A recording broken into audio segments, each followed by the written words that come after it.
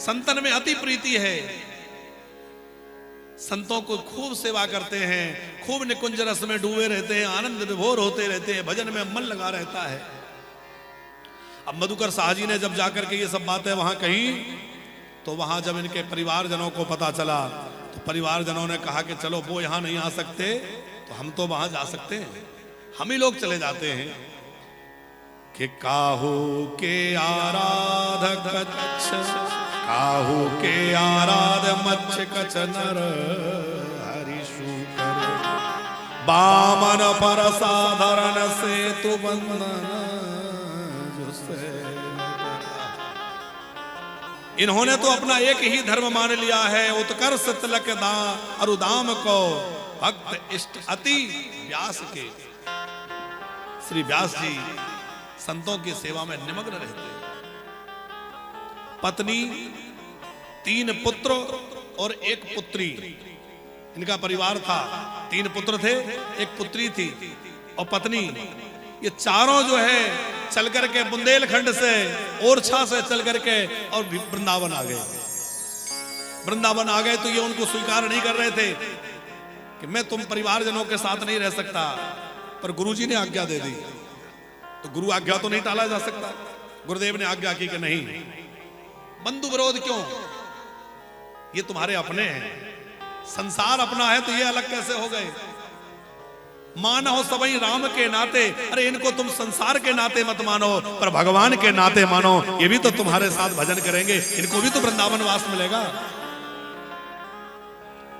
और जब ये बात देखी तो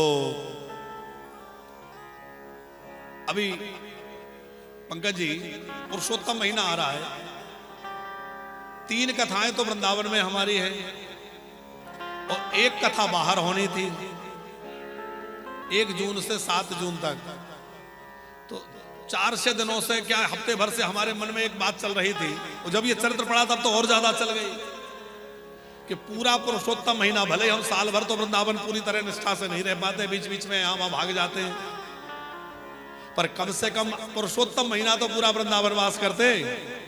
अरे लोग दूर दराज से वृंदावन वास करने पुरुषोत्तम में आते हैं, अधिक मास में आते हैं, और हम पुरुषोत्तम महीना में बाहर चले जाएंगे। अब कथा तो ले रखी है, क्या करें, मना भी नहीं कर सकते। पर हमारे युगल सरकार इतने दयालु हैं, इतने करुणा निधान है, सहसा उन्होंने कृपा ऐसी कर दी कि वहां से कार्यालय में फोन आया कि कोई परेशानी हो गई, वो कथा नहीं हो पा रही। कथा कैंसिल हो गई, ये बात सुनकर के हम इतने खुश हुए। कल एकादशी का भंडारा चल रहा था, तभी फोन आया, हम बड़े खुश हो गए। हमने कहा ये बहुत बढ़िया हुआ, अब कथा कैंसिल होने से खुश हो गए। खुश इसलिए हुए कि चलो बाहर नहीं जाना पड़ेगा, अब हम पूरा महीना वृंदावन वास करेंगे। कथा होगी तो भी करेंगे, नहीं होगी तो भी करेंगे, ये मन में सोच लिया। कार्यालय से कहा महाराज जी एक बार आप बात करिए, क्या बात है। हमने कहा हम अभी नहीं करेंगे, हम बात करेंगे तो वो संकोच में कथा करा लेंगे कि भाई महाराज जी कह रहे हैं। हमने कहा कथा नहीं भी होगी तो कोई बात नहीं, हम तो ब्रजवास करेंगे, ऐसा मन में भाव चल रहा था। और रात में फिर कार्यालय से फोन आया, महाराज जी कोई अधिक मास की तारीख मांग रहा है कि वृंदावन की तारीख चाहिए, और वो कह रहे हैं कि 1 जून से 15 जून के बीच में चाहिए। तो हमने कहा 1 से 7 दे दो। तो जिसने फोन किया उस बच्चे को ये पता नहीं था कि वो 1 से 7 वाली कैंसिल हो गई, वो स्टाफ सवेरे वाले ने बताया था। हमने कहा कोई बात नहीं, आप 1 से 7 की ले लो, क्योंकि 1 से 7 अब हम वृंदावन ही रहेंगे।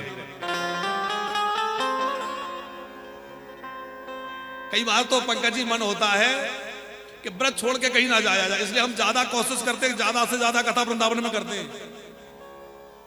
पर क्या करें, अब हमारा परिवार 2-4-10 लोगों का नहीं है, लगभग 400 लोगों का परिवार हो गया है वानप्रस्थ का। हमारे परिकर, हमारे सब रहने वाले, हमारे सेवा वाले, ये सब लोग मिला के कितना बड़ा, तो इस सब परिवार की व्यवस्था भी करनी है। यद्यपि ये हमारा झूठा स्वांग है कि हम कर रहे हैं, ये हमारा मिथ्या भाव है कि हम चला रहे हैं। अरे हम क्या चलाएंगे भैया, चलाने वाले तो हमारे राधा रमण सरकार है, हमारे ठाकुर जी है, हमारे सीताराम जी है।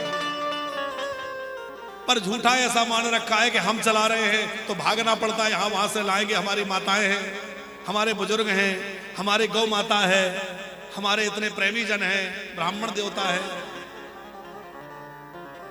और ठाकुर जी कृपा करे कि भैया अखंड ब्रजवास रहे और वृंदावन छोड़ के अनंत न जाना पड़े, कहीं वृंदावन में ही बने रहे, बस वृंदावन वास बना रहे। वृंदावन सा देश कहां होगा है? तो श्री व्यास जी जो हैं, उनकी पत्नी परिवार आ गया, उन्होंने गुरुदेव की आज्ञा से उनको साथ में रहने की अनुमति दे दी। अब साथ में रहने लगे। नरेंद्र सिंह जी बहुत ध्यान से सुनिए, ये कथा कितनी प्रेरक है। एक दिन इनको भोजन पत्नी परोस रही थी, इनके साथ और भी तमाम संत थे और संतों के साथ पंगत हो रही थी और पत्नी जो है भोजन परोस रही थी। शाम का भोजन था तो दूध भी परोसा जा रहा था और जब पत्नी इनके पास आई तो पात्र में मलाई थी, वो मलाई इनकी थाली में डाल दी। इन्होंने जैसे ही देखा कि पत्नी ने संत को मलाई नहीं दी और मेरी थाली में मलाई डाल दी, इस बात को देखकर व्यास जी इतने बिगड़े कि बहुत ज्यादा आग बबूला हो गए।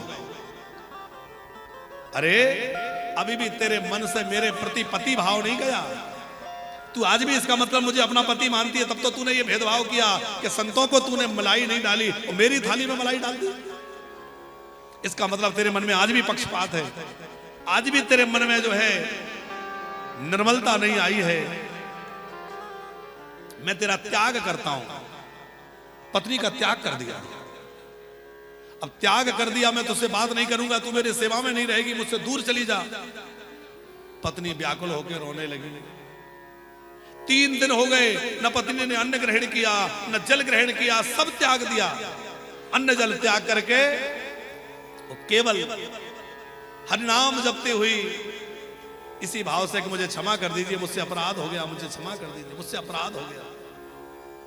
जब 3 दिन व्यतीत हो गए तो गुरुजी ने कहा कि ऐसा क्यों करते हो? अरे कोई बात नहीं है, उसका अपराध है, उसको क्षमा करो, भगवान भी तो क्षमा करने वाले। तो व्यास जी ने अपनी पत्नी से कहा, क्षमा तो मैं कर दूंगा, पर एक दंड विधान है, तुम्हारे लिए एक दंड है। बोले हाँ आज्ञा करिए, क्या दंड है? मुझे दंड स्वीकार है। बोले दंड ये है कि तुम्हारे पास जितने आभूषण हैं सारे आभूषण उतारो, तत्क्षण उतारो, तो सारे आभूषण उतार करके बेच दो और जितना धन आए उससे संतों का भंडारा कर दो, सब संतों को लगा जमा दो, संतों को लगा दो। ऐसा क्यों किया? क्योंकि संतों के वो कहनों के प्रति पत्नी की आसक्ति बनी थी, क्योंकि राजगुरु की पत्नी थी तो बड़े अनमोल रत्न थे इनके पास, बड़ी अनमोल मणियां थी, हीरे जवाहरात सोना चांदी खूब था और तमाम पहन के भी आई थी। तो श्री हरिराम व्यास जी को लगा कि वृंदावन में आकर के ये भजन क्यों ढोना, ये भार क्यों ढोना। पत्नी ने तुरंत अपने स्वामी की बात मान ली और सारे गहने उतार दिए और सारे गहने उतार करके और बेच दिए। उस पुराने जमाने में, सस्ते जमाने में कितने के बिके? भक्तमाल भास्कर हमारे परम श्रद्धेय प्रातः स्मरणीय, जिन्होंने इस वर्तमान समय में भक्तमाल को प्रकट किया। देखो भक्तमाल जी लिखने वाले तो नाभादास जी हैं, फिर उनके लिखने के 100 वर्षों के बाद श्री प्रियादास जी ने उसका विस्तार किया, उसकी टीका करी, और उसको भी लोग उतना बढ़िया वर्तमान काल में नहीं समझ पा रहे थे। तो वर्तमान काल में ठीक ढंग से उस भक्तमाल को लोग समझ सकें तो हम सब पर कृपा करुणा करी परम श्रद्धेय भक्तमाली जी श्री गणेश दास जी महाराज श्री जी ने, और उन्होंने इस भक्तमाल को जो है और विस्तार दिया। तो हम सबको उनका उपकार मानना चाहिए, उन्होंने बड़ी कृपा करी है, अत्यंत कृपा पूर्वक उन्होंने जो है भक्तमाल जी को बड़ा विस्तार दिया है, माने उसका खूब रहस्य खोल दिया है, जो रहस्य छुपे हुए थे उनको खोल दिया, और बड़ी सुंदर सुंदर कथाएं। तो वो वहां लिखते हैं कि उस सस्ते जमाने में वो गहने 20,000 रुपए में बिके। अब उस समय 20,000 रुपए होना बहुत बड़ी बात है, हमें लगता है आज के 10-20 लाख भी कम पड़ जाएं उसके सामने। आज से 400-500 वर्ष पूर्व किसी के पास 20,000 रुपए हो तो कितनी बड़ी बात है। तो ऐसा श्री भक्तमाली जी लिखते हैं कि उस समय इतने पैसे में वो गहने बिके और खूब संतों का चकाचक भंडारा चलता रहा, लगातार भंडारे चलते रहे, क्योंकि जल्दी तो समाप्त होने वाला नहीं था इतना धन।